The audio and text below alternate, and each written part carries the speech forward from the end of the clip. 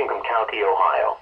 The National Weather Service in Pittsburgh has issued a severe thunderstorm warning for Muskingum County in east central Ohio until 8:45 a.m.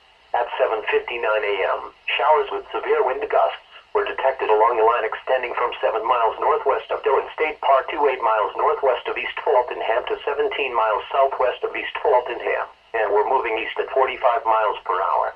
This line of showers is capable of producing damaging winds in excess of 60 miles per hour. Locations impacted include Dillon State Park, East Fultonham, Zanesville, Drake, Cannellville, Adamsville, Bridgeville, Duncan Falls, Philo, Ferncliff, Norwich, Chandlersville. The following highway will be impacted: Interstate 70 in Ohio between mile markers 143 and 169. Although this line of showers is not producing much lightning, it is still dangerous. Prepare for damaging wind gusts. Move into a sturdy building and avoid windows. Please report severe weather by calling 412-262-1988, posting to the National Weather Service Pittsburgh Facebook page, or using Twitter at NWS Pittsburgh.